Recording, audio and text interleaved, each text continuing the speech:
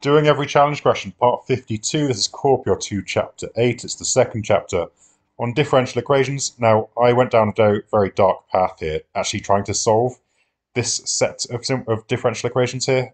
But this y squared is really annoying because it either forces you to deal with a dx by dt all squared, which is difficult, or a y times dy by dt term, whichever way you try and arrange this, which just makes it. I mean, it's maybe with some kind of substitution, like in FP1 that you learn there, maybe it's doable, but otherwise I just couldn't get it to work using any kind of maths that we're supposed to know in this book. Turns out I'm just supposed to actually read the question, which says find the number of owls and mice such that the population is stable. So all I'm really looking for is dy by dt and dx by dt to be zero, because if the rate of change in the population is zero in either species, then that means the population isn't changing. That's what a stationary point is. So I literally just have to set this to be zero and this to be zero. This second one obviously gives me x as this, which I can put into this, and there is no solving of a differential equation to do here. You just have to solve this pair of simultaneous equations, which are very easy to do. Factorize out the y after you've times by 6,000, I guess. And you have either when y is zero, which leads to x is zero, and that's of course a trivial solution. Of course, the population is stable when there's zero of both, or when y is 4,800, and then from here you get x as this here. And yeah, a very weird question, just because it's not asking you to do the thing that we're expecting to do in these questions. Anyway, the next question, three tanks are positioned X, Y, Z like this. You've got a tap here. Now, the tap is leaking at a rate of R, where R corresponds to the amount of water in the tank at the time. So it's always going out by a different amount. Like it pours out fastest at first when you've got the most water in here, and then slows down and down and down as the water becomes lesser, which I guess makes some sense maybe in terms of the weight of the water pushing it down, meaning it goes down faster when there's more in here. I don't know. Anyway, all that's important is the rate of change of water in this tank, dx by dt, or dr by dt, I think I actually called it here, is minus r, because it's losing r amount per hour, whatever. So that's all that matters. We can move the r over. We can times by an integrating factor here. This number here is just 1, so it's e to the power integral of 1. That's the integral factor, just a 1 here, I guess, which is, of course is e to the t. So times this by e to the t, and then this factorizes or kind of reverse product rules down into this. Of course, when you differentiate those with respect to t, r becomes dr by dt, leave this alone, and then this is just differentiates to itself, and then r is just there. Integrate both sides. The integral of 0 is 0 plus c. And now we know that r is equal to 300 when t is 0. So we can put that information in. E to the t, e to the 0 is 1, so we just get this is 300. And then we divide by e to the t, and we end up with this here, which will be what they want. Now it's asking me to do the same thing for y, essentially. So I've got my expression for r, which I'm actually going to call rx at this point. So that's because I now need to focus on a different tag y, which I'll call ry, of course. Now, the differential equation for y is a bit more complicated.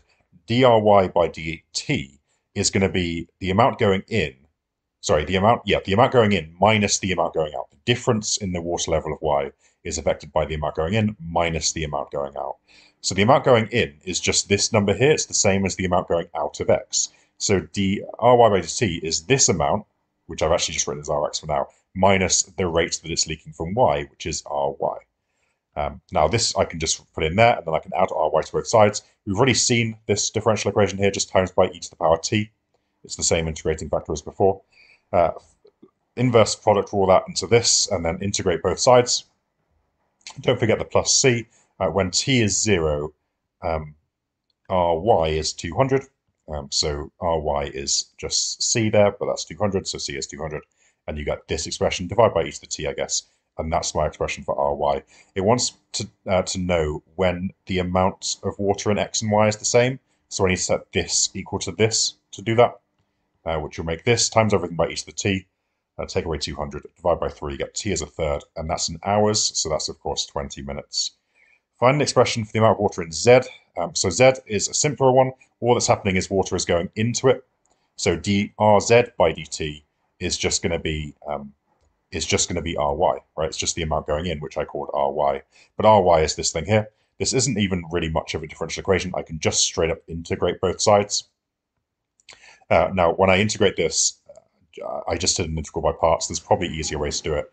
But of course, integrate e to the minus t to get minus e to the minus t, leave 300t alone, differentiate 300t for just 300, and then keep this one integrated for that.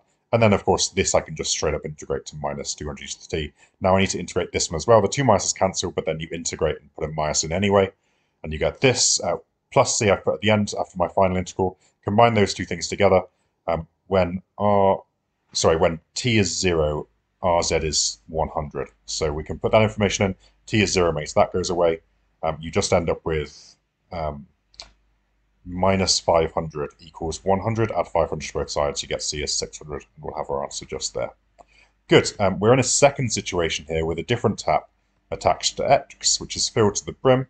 Doesn't tell you how much that is, interestingly, and I got tripped up by that a little bit. It cost me some time before I realized that it didn't really matter, but it doesn't tell you how much water is actually in there. Anyway, let's start this up. So drx by dt is just, it's losing 2 taps worth of stuff, so it's minus 2 rx this time. Add that to both sides. Integrating factor is e to the integral of 2, which is e to the 2x, so times both sides by e to the 2x. This goes into this, I guess, because differentiate that for this, leave this alone, differentiate that for 2, e to the 2t, leave this alone, so that's fine. Integrate both sides just for the constant, as we saw before, and then times by e to the minus 2t. Now, again, I don't have any information about this, so I just have to leave c as it is, and that's my expression for rx. Now I'll do ry, and dry by dt is 2 lots of rx, because it's the same as what this is losing, minus ry. So, okay, rx is just this, so I can put that information in, and I can move ry to the other side. Integrating factor is e to the t, as we've seen a few times, so I'm not going to bother deriving it. That goes into this, as we've seen a few times as well. Integrate both sides now to get this. Don't forget the constant, a new constant, and then times by e to the minus t, and you get this here. Now, again, we still don't have any real information. Oh, no, sorry, we do here. We have when t is 0, ry is 0, so that's good. So t is 0 makes these go to 1, and that goes to 0. So minus 2c plus d equals 0. Now, I got a bit stuck here trying to go back through the question looking for an actual number, but you actually don't need it, right? Just add 2c to both sides here and get d is 2c, and you can just write this in terms of c's, like this here. So I've just written that. No, I haven't yet. I've written this. Oh, I haven't actually written it in yet, but that's okay. Now it's asking me for, I will do in a second. It's now asking me for when y is at a maximum. So that's when dry by dt is 0. So let's go to here and find dry by dt. Just differentiate, put the minus 2 down here to make a plus 4. Bring this minus 1 down to there to make a minus. And set that to 0. And it's at this point where, of course, after you times everything by e to the 2t, 0 times by that is still 0. You can now replace this d with 2c, or this 4c with 2d, apparently, because I was feeling like doing that instead. Whatever. Obviously, d isn't 0. I know c isn't 0 because c is the amount in this tank initially, back all the way back from here. So, of course, half of that is still not 0. So I can divide by d there, and then, of course, I get t is log 2, which is like 0.693, and times by 60 get about 42 minutes.